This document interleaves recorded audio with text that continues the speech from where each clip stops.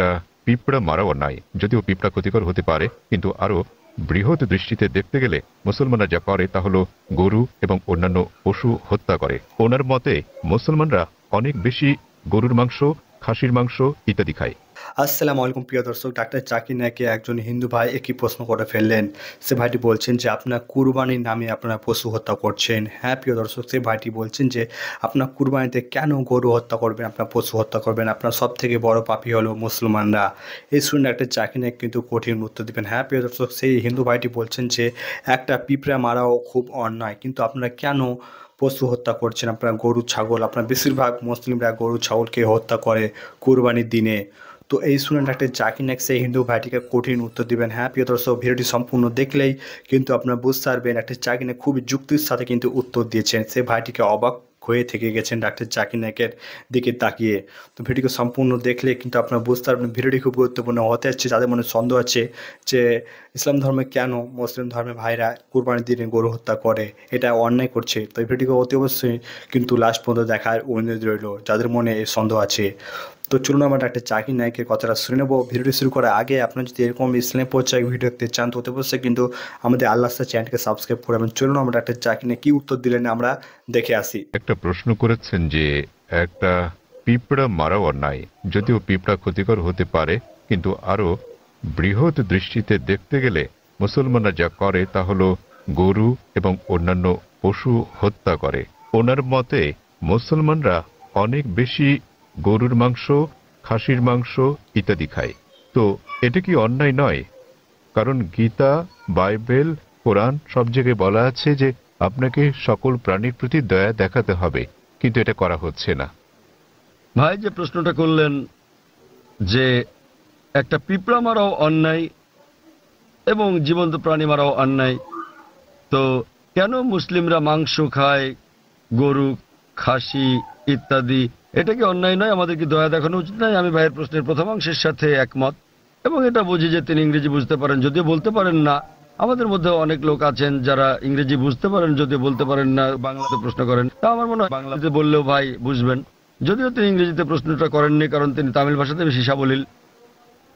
হত্যার ব্যাপারে যে কোনো প্রাণীকে বিনা কারণে হত্যা করা অন্যায় ইসলাম ধর্মে, এমনকি ইসলামেও কোনো জীবন্ত প্রাণীকে অপ্রয়োজনে হত্যা করা পাপ। এ বিষয়ে একটা হাদিস আছে। নবী বলেছেন, যখন এক লোক বনে আগুন জ্বালাচ্ছিল, নবী বললেন এখানে আগুন জ্বালানোর কারণে এখানে পিঁপড়া আছে। অন্য জায়গায় জ্বালানোর মানে হচ্ছে নবী নিজেও চিন্তিত ছিলেন যে বনে আগুন জ্বালালে পিঁপড়া মারা যেতে পারে। তিনি সেই সাহাবাকে জায়গা বদলাতে বললেন যাতে পিঁপড়া না মারা যায়। এবার আপনার মূল প্রশ্নে আসি, কেন মুসলিমরা মাংসাশী প্রাণী হত্যা করে, মাংস খায় ইত্যাদি। প্রথমে আমি আপনাকে বলবো যে একজন মুসলমান 100% নিরামিষী হয়েও একজন খাঁটি মুসলমান হতে পারেন। মাংস খাওয়াটা আবশ্যিক নয় ইসলামে, কিন্তু যেহেতু আমাদের সৃষ্টিকর্তা আল্লাহ সুবহানাহু ওয়া তাআলা অনুমতি দিয়েছেন মাংস খাওয়ার জন্য, কেন তো আমরা খাবো না? আপনি যদি ভেবে দেখেন, পবিত্র কোরআনে বলা আছে সূরা মাইদা অধ্যায় 5 আয়াত নম্বর 1 যে তোমাদের জন্য বৈধ হলো চতুষ্পদ পশু। তাহলে চতুষ্পদ পশু খাওয়া আমাদের জন্য বৈধ। কোরআন বলছে সূরা নাহল অধ্যায় 16 আয়াত নম্বর 5 যে সর্বশক্তিমান আল্লাহ তোমাদের জন্য বৈধ করেছেন গবাদি পশুর মাংস। এবং আরো অন্যান্য জায়গায় সূরা মুমিনুন অধ্যায় 23 আয়াত নম্বর 21, আরো অনেক জায়গায়। এখন আমরা যদি বৈজ্ঞানিকভাবে বিশ্লেষণ করি, এমন কোনো নিরামিষ খাবার নেই যাতে মানুষের প্রয়োজনীয় সকল উপাদান রয়েছে। মানুষের দরকার হয় অ্যামিনো অ্যাসিড, 21 ধরনের অ্যামিনো অ্যাসিডের দরকার হয়, যার মধ্যে অধিকাংশই শরীরে উৎপন্ন হয়, কিন্তু 8টি খাবারের মাধ্যমে জারিত করা হয়। এদেরকে বলা হয় 8টি আবশ্যকীয় অ্যামিনো অ্যাসিড। আমার জানা মতে এমন কোনো শাকসবজি নেই যাতে 8 ধরনের অ্যামিনো অ্যাসিড আছে। তাই এমন কোনো শাকসবজি নেই যেটাকে বলা হয় সম্পূর্ণ খাদ্য। সুতরাং এগুলো আমিষ জাতীয় খাবার থেকেই সংগ্রহ করতে হবে। আপনি যদি আরো বিশ্লেষণ করে দেখেন, আমিষ জাতীয় খাবার এটা পুষ্টিকর, ভিটামিন কে তে ভরপুর। আর আরো গভীরভাবে দেখলে যদি আপনি দেখেন, তৃণভোজী প্রাণীদের দাঁত, গরু, ছাগল, ভেড়া, তাদের দাঁত সমান। তারা শুধু শাকসবজি খায়, শুধু ঘাস খেতে পারে, মাংস খেতে পারে না। আপনি যদি মাংসাশী প্রাণীদের দাঁতগুলো দেখেন, বাঘ, সিংহ, নেকড়ে, চিতা, তাদের সবার সুচালো দাঁত আছে, কুকুরের দাঁতের মতো। এই প্রাণীদেরকে বলা হয় মাংসাশী প্রাণী।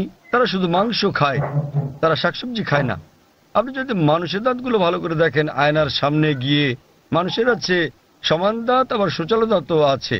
যদি সর্বশক্তিমান ঈশ্বর চাইতেন যে আমরা শুধু শাকসবজি খাবো, তাহলে কেন তিনি আমাদের এই সুচালো দাঁত দিলেন? কেউ বলতে পারেন কেন?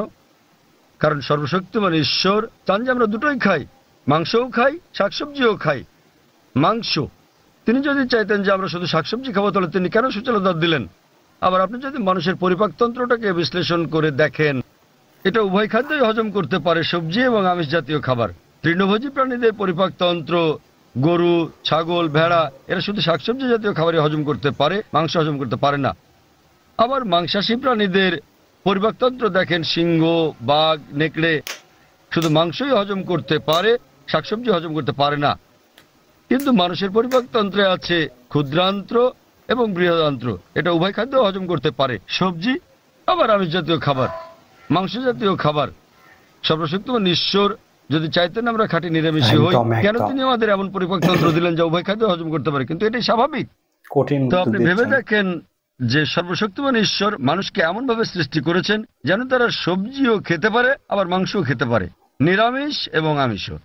আর অনেক লোকেরই ভুল ধারণা একটা আছে যে অধিকাংশ ধর্মই আমিষ জাতীয় খাবার খেতে নিষেধ করেছে। আবার হিন্দুদের অনেকেই একটা ভুল ধারণার শিকার। তারা মনে করেন যে হিন্দুত্ববাদ আমিষ জাতীয় খাদ্য খাওয়া নিষেধ করে থাকে। আসলে আপনি যদি হিন্দু ধর্মগ্রন্থগুলো পড়েন, যদি পড়েন মনুস্মৃতি অধ্যায় নম্বর 5 অনুচ্ছেদ 30, এতে আছে ঈশ্বর কিছু প্রাণীকে সৃষ্টি করেছেন খাওয়ার জন্য আর কিছু প্রাণীকে খাদ্য হওয়ার জন্য। তা যারা খাবার হিসেবে তৈরি প্রাণী খেয়ে থাকেন তারা কোনো পাপ করছেন না। আবার মনুস্মৃতিতে উল্লেখ আছে অধ্যায় নম্বর 5 অনুচ্ছেদ 39, সর্বশক্তিমান ঈশ্বর প্রাণীদের সৃষ্টি করেছেন উৎসর্গ করার জন্য। তা যদি এই প্রাণীদেরকে খেয়ে থাকেন কোনো পাপ করছেন না। মনুস্মৃতি অধ্যায় 5 অনুচ্ছেদ 41 আছে যে উৎসর্গের প্রাণীদেরকে হত্যা করা কোনো পাপ নয়। হিন্দু ধর্মের গ্রন্থগুলোতে এরকম অনেক উক্তি আছে যেখানে আমিষ জাতীয় খাবার খাওয়ার কথা বলা হয়েছে। আপনি যদি পড়েন মহাভারত অনুশাসন পর্ব অধ্যায় 88, যুধিষ্ঠির, যিনি পাণ্ডব ভাইদের মধ্যে সবার বড়, তিনি ভীষ্মকে জিজ্ঞেস করলেন যে যজ্ঞতে অর্থাৎ পূজাতে আমরা কি উৎসর্গ করতে পারি যাতে আমাদের পূর্বপুরুষেরা সন্তুষ্ট হবেন। ভীষ্ম উত্তর দিলেন যে যজ্ঞতে, পূজাতে তুমি যদি লতাপাতা গাছপালা দাও তাহলে আমাদের পূর্বপুরুষেরা 1 মাসের জন্য সন্তুষ্ট হবেন। যদি মাছ দাও তাহলে সন্তুষ্ট থাকবেন 2 মাসের জন্য। তুমি যদি তাদের মাংস দাও 3 মাস, যদি খরগোশ দাও তাহলে 4 মাস, যদি ছাগল দাও তো 5 মাস, যদি শূকর দাও 6 মাস, আর যদি হরিণ দাও তাহলে 6 মাস, যদি পাখি দাও 7 মাস। আর এভাবে তালিকাটা বড় হতে থাকে। এরপর বলা আছে যে একটা ষাঁড় যজ্ঞতে দিলে 11 মাস, একটা গরু জবাই করলে পূর্বপুরুষেরা পুরো 1 বছরের জন্য সন্তুষ্ট থাকবেন। আর তুমি যদি একটা গন্ডার উৎসর্গ করো, আমাদের পূর্বপুরুষেরা সর্বদাই সন্তুষ্ট থাকবেন। মহাভারতে এই পুরো মেনুটাই দেওয়া আছে। তা যদি বেদ এবং অন্য হিন্দু ধর্মগ্রন্থগুলো পড়েন, তাদের ঋষি এবং ধর্মযাজকেরা আমিষ খেয়েছেন, এমনকি গরুর মাংস। কিন্তু অনেক হিন্দুকেই আপনি বলতে শুনবেন যে আমিষ খাওয়া নিষিদ্ধ, কারণ তারা অহিংসা আন্দোলনের দ্বারা প্রভাবিত হয়েছেন। আপনারা জানেন জৈন এবং আরো যারা এই অহিংসাতে বিশ্বাস করেন তারা বলেন যে জীবিত প্রাণী হত্যা করা নিষিদ্ধ, তাই পশু হত্যা এটা পাপ। আমি এর সাথে একমত যে কোনো প্রাণীকে হত্যা করা বিনা প্রয়োজনে করলে পাপ। কিন্তু আপনি যদি বলেন যে জীবিত প্রাণী হত্যা করা মাত্রই পাপ, তাহলে আমি বলি যে এই যে গাছপালাগুলো আছে এদেরও জীবন আছে। আগে আমরা জানতাম না যে উদ্ভিদের জীবন আছে, তাই তারা বলতো যে গাছ কাটা ঠিক আছে। আজকে আমরা জানি যে এমনকি গাছেরও প্রাণ আছে। তখন তাদের যুক্তি পাল্টে বলে, জাকির ভাই গাছের প্রাণ আছে ঠিকই, কিন্তু গাছ ব্যথা অনুভব করে না, তাই গাছকে হত্যা করা সবজি খাওয়া আমিষ বা মাংস খাওয়ার তুলনায় অনেক কম অন্যায়। এখন বিজ্ঞানের উন্নতিতে আমরা জানি যে এমনকি গাছেরাও ব্যথা অনুভব করে, কিন্তু তারা যখন কাঁদে আমরা গাছের কান্না শুনতে পারি না, কারণ আমরা প্রতি সেকেন্ডে মাত্র 20 থেকে 20,000 কম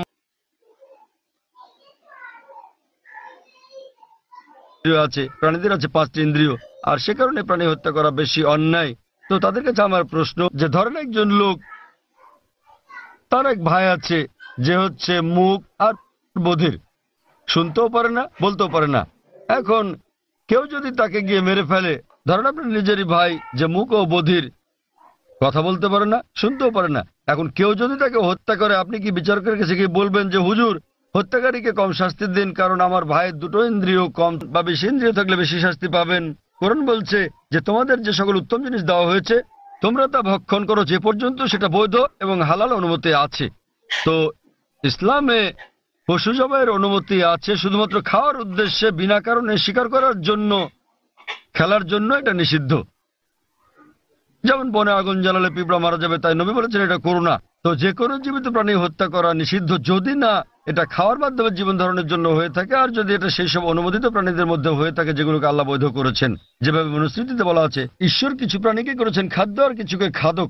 যদি আপনি খাওয়ার জন্য প্রাণী হত্যা করেন তাহলে কোনো পাপ করছেন না, আর না হলে এমনিতে আপনি যদি বুঝতে পারেন যদি অমুসলিমরা আমিষ জাতীয় খাবার নাও খায় আমার তাতে কোনো রকম সমস্যা নেই। কারণ যদি ভারতের প্রত্যেক অমুসলিমই আমিষ খাওয়া শুরু করেন তাহলে গরু ছাগলের মাংসের দাম বেড়ে যাবে। তাই অমুসলিমরা আমিষ না খেলে আমার কিছু যায় আসে না। কিন্তু কেউ যদি অভিযোগ করেন যে প্রাণী হত্যা অন্যায়, সেজন্য আমি উত্তরটা দিচ্ছি। আর না হলে ইসলামে আপনি একজন নিরামিষভোজী হয়েও উত্তম মুসলমান হতে পারেন, কিন্তু যেহেতু আল্লাহ অনুমতি দিয়েছেন আমিষ খাওয়াতে কোনো রকম সমস্যা নেই, যদি এটা অনুমোদিত প্রাণীর মধ্যে হয়ে থাকে। আশা করি উত্তরটা পেয়েছেন। আমরা এটা শেষ প্রশ্ন হিসেবে নেব জাকির ভাই। অমুসলিম বোন, হ্যাঁ আপনি আপনার প্রশ্নটি করুন। அல்லாவால எல்லாம் ஒரு நொடியில செய்ய முடியும், கடவுளால எல்லாம் படைக்க முடியும் அப்படின்னும் போது மக்களை படைக்கிறதுக்கு மட்டும் ஏன் 6 நாள் ஆனது? உலகத்தை படைக்கவும் மக்களை படைக்கிறதுக்கும் 6 நாள் ஆனது சொல்றாங்க. அதனால அது என்னன்னு தெரிஞ்சுக்கணும். আসসালামু আলাইকুম ভাই, তার প্রশ্নটি হলো, যদি সর্বশক্তিমান আল্লাহ যে কোনো কিছুই তৈরি করতে পারেন, কেন তার সমস্ত পৃথিবী তৈরি করতে 6 দিন লাগলো? বোন প্রশ্ন করলেন যে আল্লাহ যদি যে কোনো কিছু সৃষ্টি করতে পারেন তাহলে কেন 6 দিন সময় নিলেন। বোন, আল্লাহ যদি চাইতেন একদিনে সৃষ্টি করতে পারতেন, তখন আপনি বলতেন যে কেন একদিনে তৈরি করেছেন, 6 দিনে কেন নয়? কারণ আল্লাহ 6 দিনে এটা বানাতে চেয়েছেন। কোরআন বলে যে আল্লাহ যা ইচ্ছা করেন তাই সৃষ্টি করতে পারেন। অনেক আয়াত আছে, আল্লাহ বলেন কোরআনে সূরা আলে ইমরান অধ্যায় 3 আয়াত নম্বর 59, ইন্না মাসালা ঈসা ইনদাল্লাহি কামিসাল আদম খালাকা মিন তুরাব সুম্মা ক্বালা লাহু কুন ফায়াকুন। আল্লাহ আদম আলাইহিস সালামকে সৃষ্টি করেছেন যেমন তিনি যীশু খ্রিস্টকে সৃষ্টি করেছেন ধুলো থেকে। তিনি বলেন হও আর তা হয়ে যায়। তো আল্লাহ যখন কিছু সৃষ্টি করতে চান তিনি বলেন হও আর হয়ে যায়। তিনি ইচ্ছে করলেই এটা হয়ে যায়। আল্লাহ যদি ইচ্ছে করেন আপনি 9 মাস পরে জন্মাবেন তাহলে আপনি 9 মাস পরে জন্ম নেবেন। আল্লাহ যদি চান 1 সেকেন্ডে তাহলে মাত্র 1 সেকেন্ডেই। তো আল্লাহ চাইলেন যে তিনি কোনো কিছু 6 দিনে সৃষ্টি করবেন, তাই তিনি করলেন। এমন না যে আল্লাহ একদিনে করতে পারতেন না, একদিন কেন 1 সেকেন্ডেও তিনি করতে পারতেন। আল্লাহ চেয়েছেন এটা 6 দিনে বানাতে, সেজন্য 6 দিনে হয়েছে। তো আল্লাহ যাই চান তিনি শুধু বলেন কুন ফায়াকুন, হও আর এটা হয়ে যায়। এই সৃষ্টি জগতে তিনি বলেন হও আর হয়ে গেল। তবে আল্লাহ এটা 6 দিনে বানাতে চেয়েছিলেন, সেজন্য 6 দিনে হয়েছে। এমন না যে তিনি এর চেয়ে কম বা বেশি সময় বানাতে পারতেন না, এটাই তিনি চেয়েছিলেন। আর আল্লাহ যাই ইচ্ছা করেন তাই হয়ে যায় সহজে। আশা করি উত্তরটা পেয়েছেন। এক ভাইয়ের কাছ থেকে একটা অনুরোধ এসেছে যে যারা ইসলাম গ্রহণ করেছেন, আমরা অনুষ্ঠানটা শেষ করার আগে এক ভাই নেলসন ম্যান্ডেলা তিনি গ্রহণ করেছেন ইসলাম। আমি তার হাতে কোরআনের একটি অনুবাদ তুলে দিতে চাই। আমি স্বেচ্ছাসেবক বোনদের অনুরোধ করব তার হাতে একটি কোরআনের অনুবাদ তুলে দিতে, যে মহিলা ইসলাম গ্রহণ করেছেন। নেলসন ম্যান্ডেলাকে অনুরোধ করব, তিনি কে আছেন? নেলসন ম্যান্ডেলা কি এখানে আছেন? হ্যাঁ, অনুরোধ করছি মঞ্চে আসার জন্য যাতে আমি আপনাকে কোরআনের অনুবাদ দিতে পারি।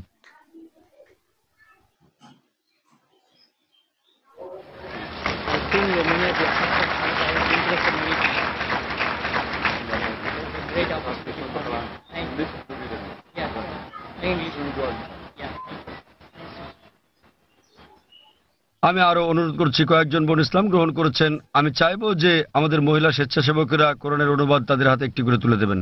ওয়াখির দোয়ানা আলহামদুলিল্লাহ রাব্বিল আলামিন। প্রিয় দর্শক, সেই হিন্দু ভাইটি ডাক্তার জাকির নায়ককে প্রশ্ন করতে এসেছিলেন যে একটা পিঁপড়া মারাও খুব অন্যায়, কিন্তু মুসলমানরা কেন গরু হত্যা করে, ছাগল হত্যা করে? তো এই শুনে ডাক্তার জাকির নায়ক খুবই যুক্তির সাথে উত্তর দিলেন সেই হিন্দু ভাইটিকে। আমরা এই জন্য ডাক্তার জাকির নায়ককে কিন্তু আমরা জ্যান্ত কম্পিউটার বলে থাকি। ডাক্তার জাকির নায়ক যে কোনো প্রশ্ন করেন না কেন তিনি কিন্তু উত্তর দিতে সক্ষম হন। তো মার্শাল্লাহ, ডাক্তার জাকির নায়ক কিন্তু খুবই সুন্দরভাবে বুঝিয়ে দিলেন মুসলমানরা কেন কুরবানির দিনে আমরা গরু জবাই করি, খাসি বা ছাগল। তো এই জন্যই ডাক্তার জাকির নায়ক কিন্তু যুক্তির সাথে সেই ভাইটিকে বুঝিয়ে দিলেন। তো মার্শাল্লাহ।